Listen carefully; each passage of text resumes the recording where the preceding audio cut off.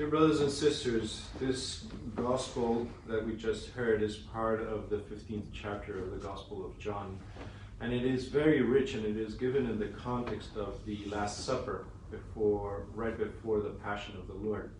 And that's why we have a portion of what we read today in our wall there beside the crucifix, where it says, "Greater love has no one than this, to lay down one's life for one's friend."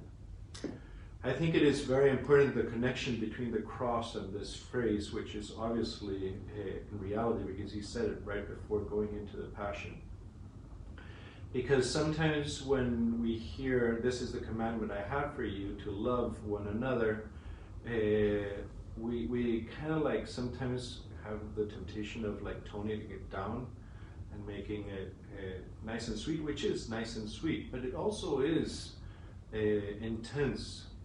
Loving everyone around you is not any easy task. It requires self-sacrifice.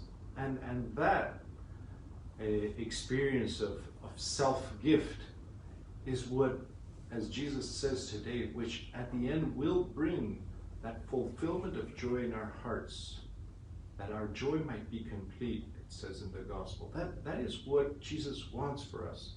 And that's why he's inviting us, remain in my love. If you follow me, if you follow these commandments, if you try each day, not in a perfectionist way, but really try each day to give yourself to the people around you, then you will remain in my love.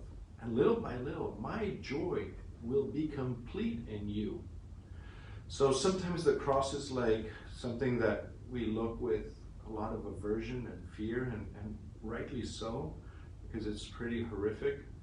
But maybe when we look at what is at the other side of the cross, maybe as we recognize the invitation, the sweet invitation of Jesus to abide in him, to live in him, maybe that may make the yoke of the cross a bit lighter, and that we might carry it as Jesus did, knowing of his Father's love and knowing what was waiting for him after that experience.